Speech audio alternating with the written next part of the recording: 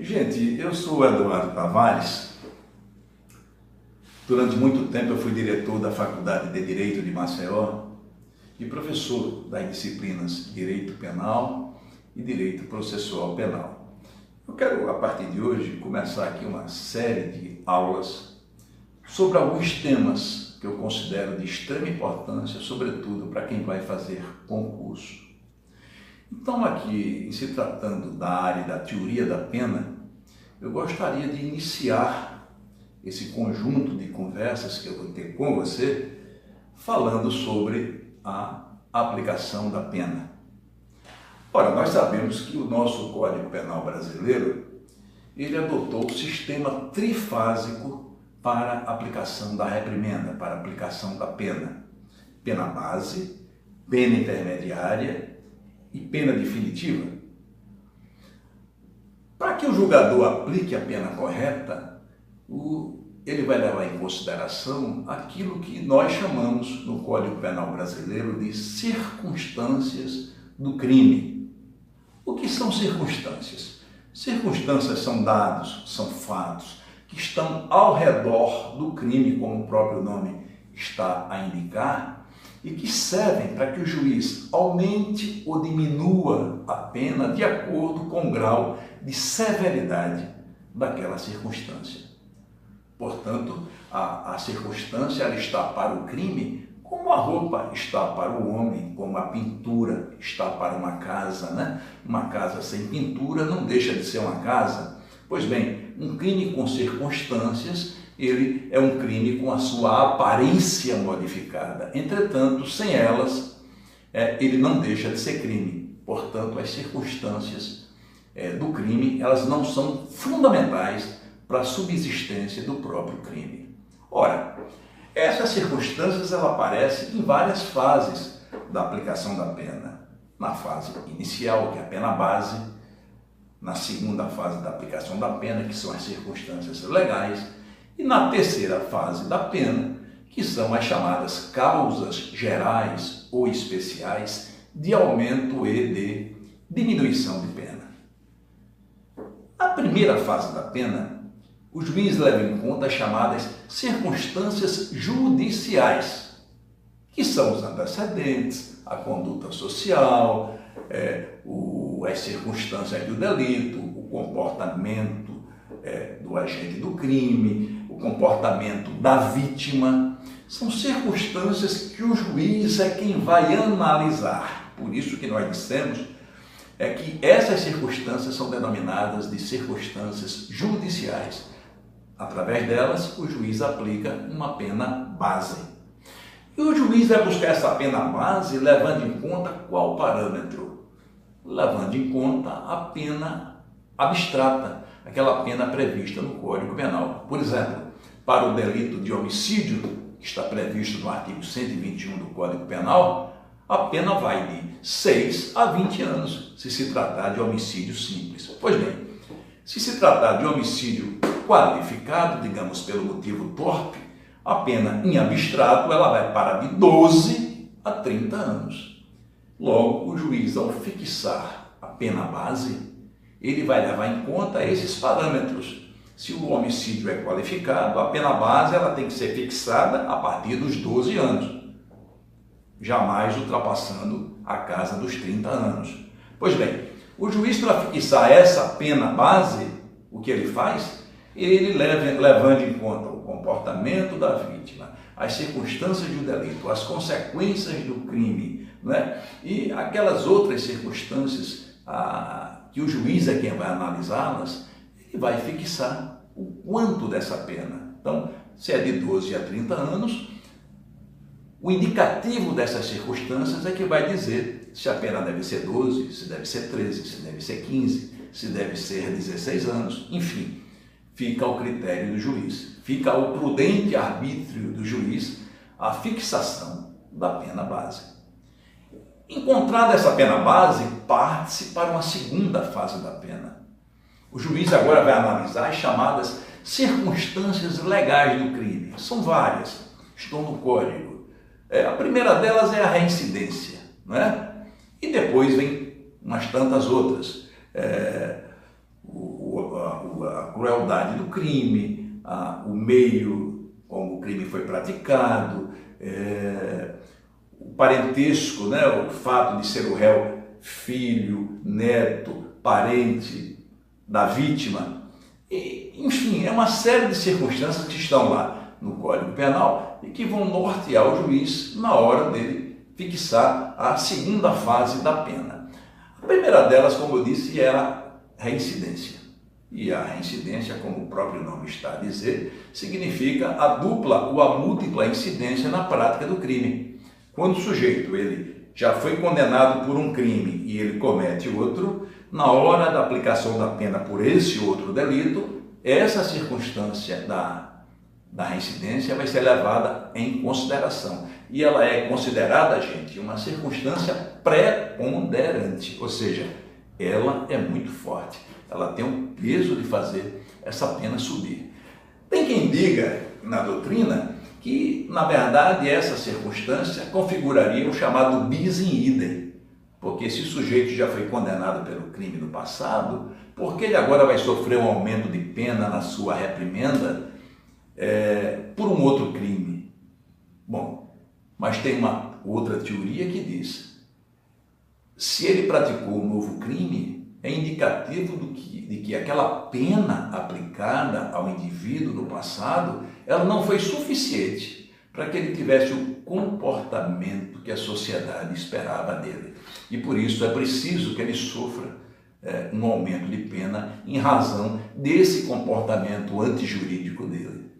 Bom, o Código adotou essa segunda teoria. Então, a reincidência, ela consiste na prática de um crime após a condenação de um outro e justifica o aumento dessa pena. Pois bem, o juiz que já aplicou a pena base, levando em conta aquelas circunstâncias que eu já falei, né, que são as circunstâncias dos antecedentes, da conduta social, do comportamento da vítima, enfim, e outras, ele agora, em cima daquela pena imposta, ele vai aplicar um aumento. A lei não definiu de quanto é esse aumento, não disse qual era o percentual ou de quanto o juiz deve aumentar essa reprimenda na segunda fase da pena. Entretanto, o juiz ele não pode aplicar um aumento tamanho que faça a pena chegar ao máximo, né? Ele pode até ficar na pena que ele já aplicou, na pena base, diante da ausência de circunstâncias agravantes e atenuantes. Mas se agravantes e atenuantes existirem, o juiz vai aumentando essa pena de acordo com o valor que ele vai dar a cada circunstância, desde que ela não ultrapasse o máximo legal previsto, de pena previsto para aquela conduta criminosa.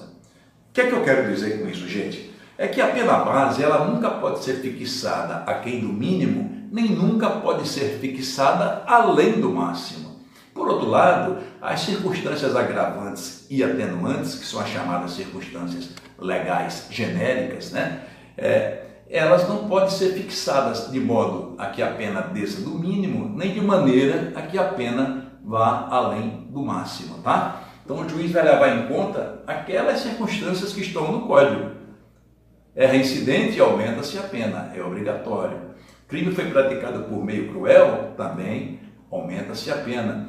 O crime foi praticado por pai contra filho, por avô contra neto, com a pessoa aproveitando da condição de hospitalidade. Enfim, o crime foi praticado contra a mulher em estado de gravidez, contra o idoso. São circunstâncias todas que aumentam a pena. O crime foi praticado aproveitando-se o criminoso da circunstância de miserabilidade da vítima.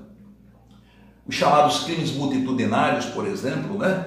O sujeito ele está em um supermercado e de repente ele escuta lá aquela zoada, fogo, e cada um começa a correr para o seu lado e o sujeito vai e aproveita daquela algazarra toda, daquela correria, daquele terror, e aí leva o seu litro de uísque, vem outro ver ele fazendo isso, leva o seu queijo do reino, cada um leva o seu produto. Pois bem, cada um está cometendo um crime de furto agravado pela circunstância desse indivíduo que subtraiu aquele bem ter se aproveitado de uma desgraça alheia daquele particular, no caso, o dono do supermercado. Essa é uma circunstância que pode aumentar a pena. A confissão espontânea feita perante a autoridade, seja ela policial, seja ela o Ministério Público, seja ela a autoridade judicial. Essa confissão espontânea constitui também uma outra circunstância do crime que vai ser usada na segunda fase da aplicação da pena. Na verdade, essa circunstância, ela é uma circunstância atenuante, né? Eu falei antes, as circunstâncias genéricas do crime, essas que vão ser utilizadas na segunda fase da aplicação da pena, elas podem ser agravantes, que agravam a pena, e elas podem ser atenuantes, que atenuam a pena. Das atenuantes, uma delas é a confissão espontânea feita perante a autoridade. Claro que essa confissão tem que ser espontânea, né? Aquela confissão que às vezes a polícia, com aquele jeitinho especial, consegue, né? Não vale botar o sujeito no pau de arara, práticas que não existem mais hoje em dia. A confissão tem que brotar do coração do réu, do seio do réu, porque é um indicativo de que houve, pelo menos, um início de arrependimento daquela conduta.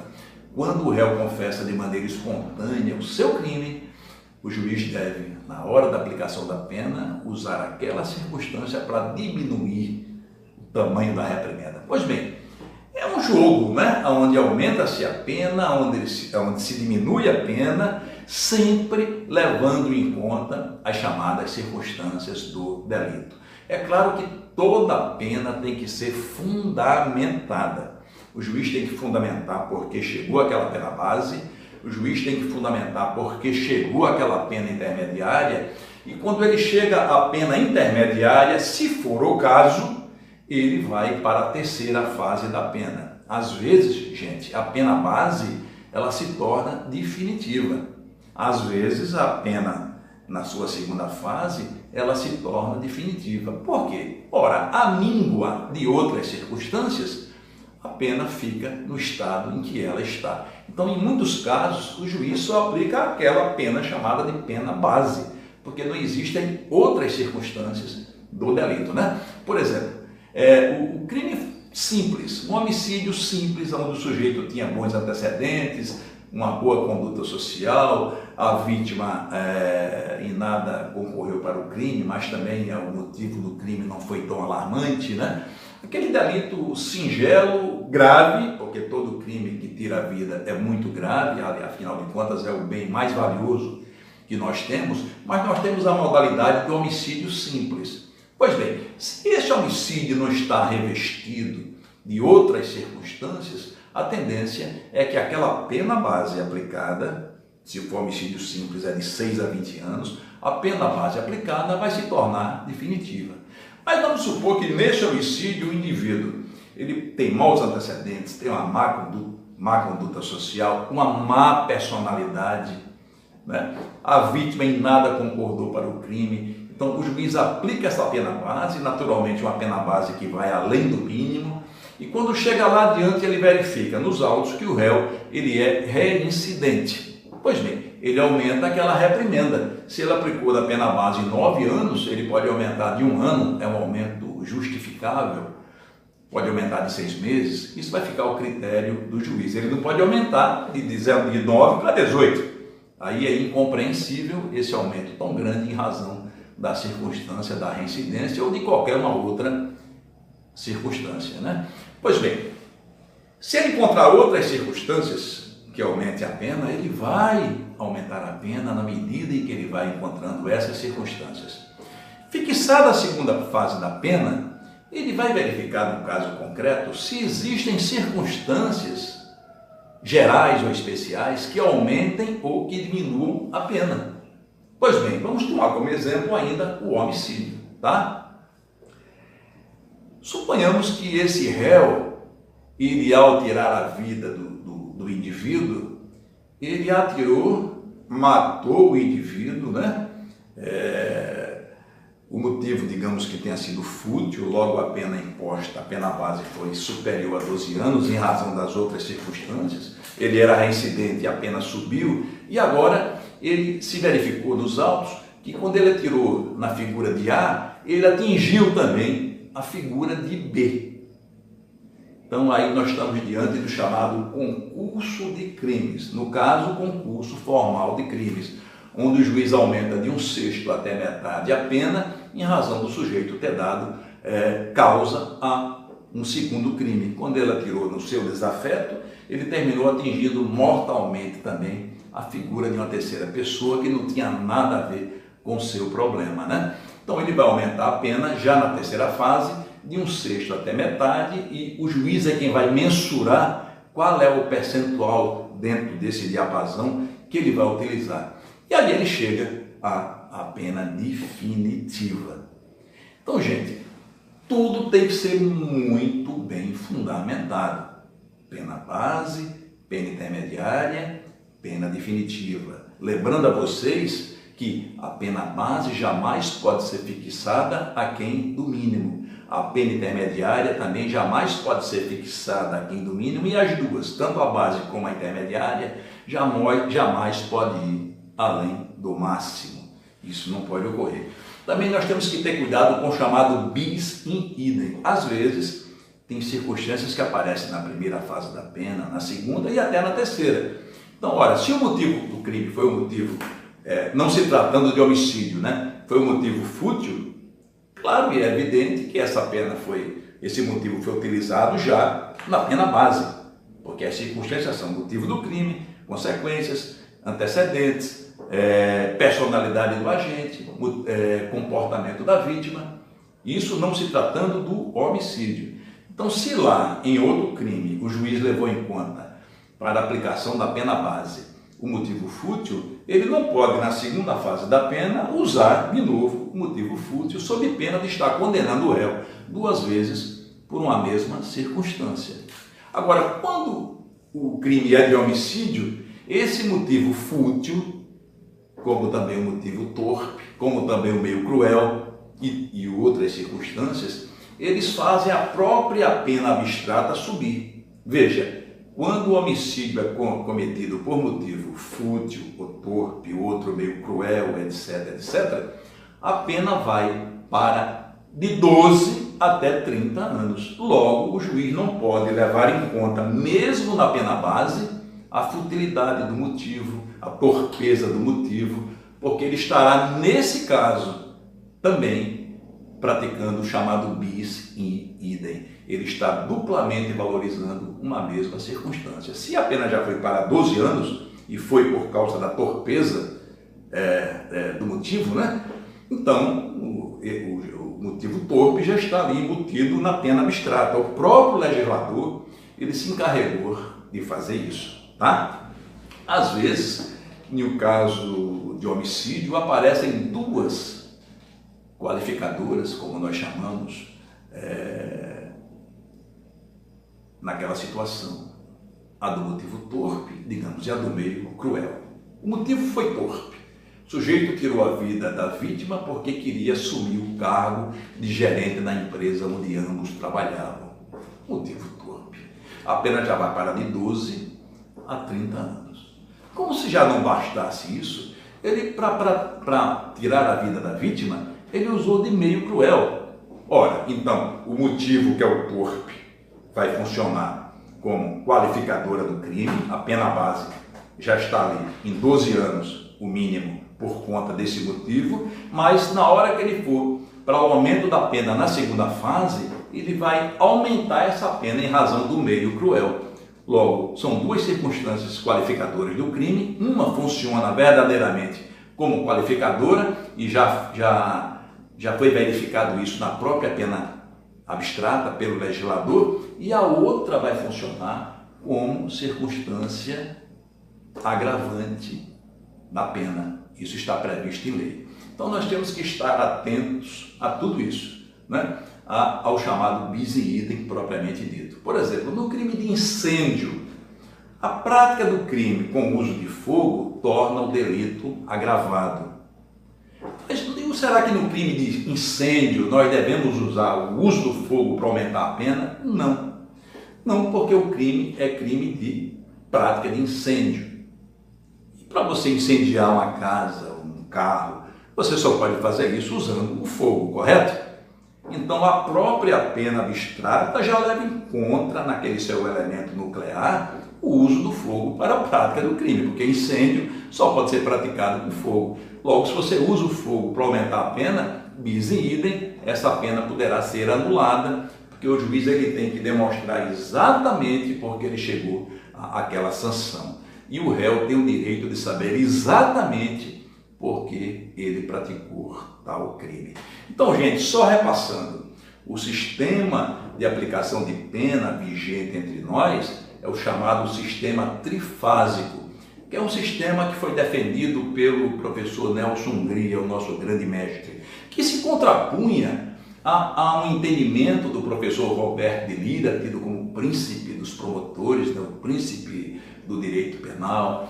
Ele dizia, o Roberto de Lira, que o sistema adequado para a aplicação da pena era o sistema bifásico, onde o juiz, ele de uma vez só, analisa as circunstâncias judiciais em conjunto com as circunstâncias legais, as agravantes e as atenuantes. Aplica a pena e depois vai para a segunda e última fase da pena, se circunstâncias existirem para isso. E o Nelson Hungria dizia não, a pena tem que ser aplicada em 3 fases, porque somente assim a pena vai ser justa e o réu vai saber exatamente porque ele foi condenado àquela reprimenda. Então, pena base, levando em conta as circunstâncias judiciais, aquelas que são do juiz e que estão no artigo 59 do Código Penal.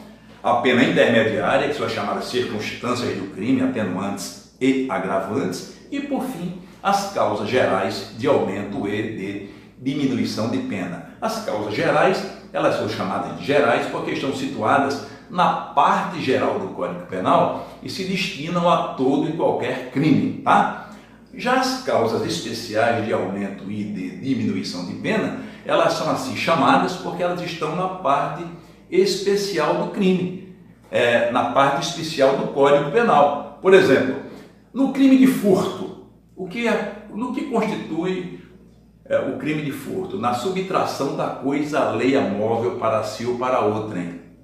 É o artigo 155 do Código Penal. Ora, mas esse artigo diz em um dos seus parágrafos que se o furto foi praticado durante o repouso noturno, a pena aumenta de 1/3. Então veja, esse aumento de 1/3 no crime de furto constitui uma causa especial de aumento de pena. Em que momento esse aumento vai ser dado? Na terceira fase da pena, ou então na segunda, caso não tenha existido circunstâncias legais genéricas, agravantes ou atenuantes para ser utilizada naquela dosimetria penal. Pois bem, prevaleceu a tese do professor Nelson Hungria, né? Tanto é que o nosso Código Penal, ele taxativamente, no artigo 68, ele diz que o sistema de aplicação de pena vigente entre nós, gente, é o sistema trifásico. Nós não podemos esquecer isso, tá? Com mais um dado que eu quero dar para vocês aqui. Eu já falei aqui que a pena base não pode ficar aquém do mínimo, nem pode ir além do máximo. Que a pena intermediária, ou seja, as agravantes e as atenuantes, não tem o condão de fazer a pena ficar aquém do mínimo, nem também ficar além do máximo.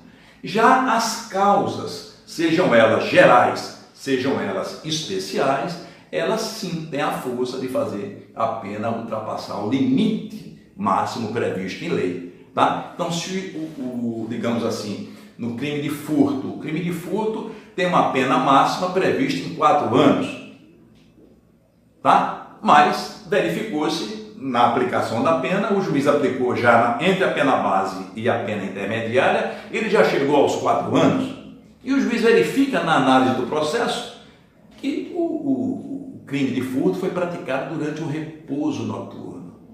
Então esse terço da pena pode sim ser aplicado em cima do máximo já imposto naquela sentença, né, condenatória. Então se o juiz já chegou aos 4 anos na pena intermediária e se ele verificou que o crime foi praticado, o crime de furto, durante o repouso noturno, lógico e evidente que ele vai sim, obrigatoriamente, aumentar a pena de 1/3, porque as causas especiais ou gerais de aumento ou diminuição de pena, diferentemente das outras, elas têm esse poder de fazer o juiz extrapolar os parâmetros, as balizas, os limites legais previstos para tais crimes ou para tais penas.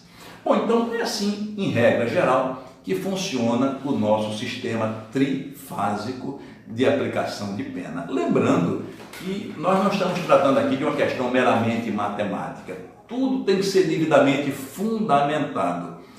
O juiz ele tem que dizer exatamente por que chegou àquela pena base, exatamente porque ele chegou àquela pena intermediária. Fundamentando, se o sujeito é reincidente, ele tem que fazer prova da reincidência nos autos, está aqui, uma certidão cartorária dizendo que no passado aquele réu foi condenado pela prática do crime. E mais, tem que fazer a prova de que aquela reincidência ainda existe, porque existe o prazo depurativo da reincidência e o sujeito volta à condição de primário, decorridos 5 anos a partir do cumprimento da sua reprimenda.